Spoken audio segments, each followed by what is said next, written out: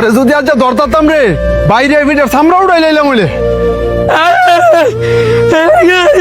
বুবার ঘরের বাবা আরেকদিন যদি খালি গাছের নিচে দেখমু তোরে গাছের লোকে বাইন্দা বিডামু।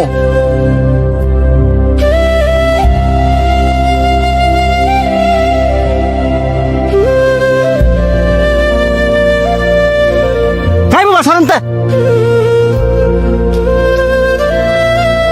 তোরে না করছি এই ময়লা কাগুলি আমার সামনে নাই কি তোর শরীরের গন্ধ যে আমার সহ্য হয় না এটা কি তুই বুঝস না?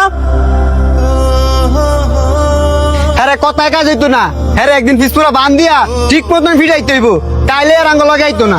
বাহ খুব সুন্দর কথা কইছস।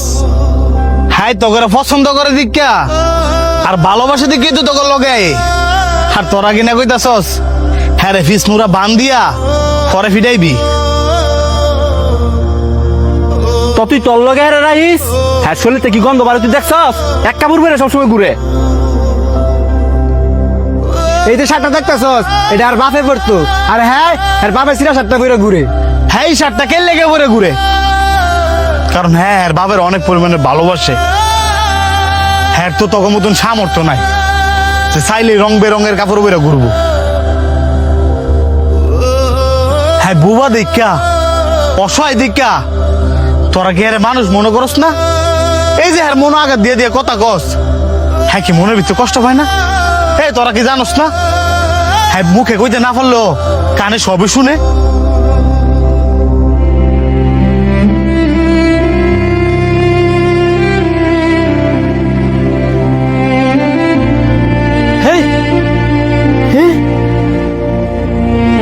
সর বুবা আমার কাছে আমার করতাম দে। কেডা রে আমার আম গাছের নিচে? কাকা ওই যে হ্যাঁ এই বুবাই হ্যাঁ না করার পর ওই গাছ উইডাল দিছে। বুবা তোরে আজকে আমি খাইছি।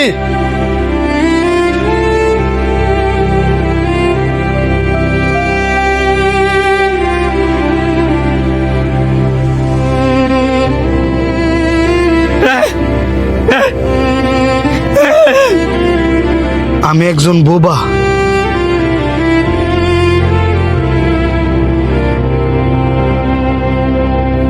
আমি চাইলেও কারোর সাথে কথা বলতে পারি না। সবারই তো মন আছে, আমারও মন আছে। তার মানে এই নয় আমি বুবা দেখা আমার মনটাও বুবা। এই যে আমার মানুষ মারে বহে আমার মনে কত কষ্ট লাগে। আমি চাইলেও মুখ পিঠটা একটা কথা বলতে পারি না। এই যে কিছুক্ষণ আগে এক ফুল আম গাছের উপরে ঢিল দিছে হে দুশায় পড়ছে আমার উপরে। আমি বিনা দোষেও দোষী হয়েছি কারণ আমি কথা কইতে পারি না। সবাই তো চাইলে তার মনের কষ্টগুলো শেয়ার করতে পারে কিন্তু আমার মনের কষ্ট আমার মনে যদি হাজারো কষ্ট থাকে আমি চাইলেও সেগুলো কারো কাছে বলতে পারি না কারণ আমি কথা কইতে পারি না। নিজের দুঃখ কষ্ট সব নিজের ভিতরে রেখে দিতে হয়। এই যে আপনারা আমার এত অবহেলা করেন আমি কি বুবাইয়া জন্মায় ভুল করছি?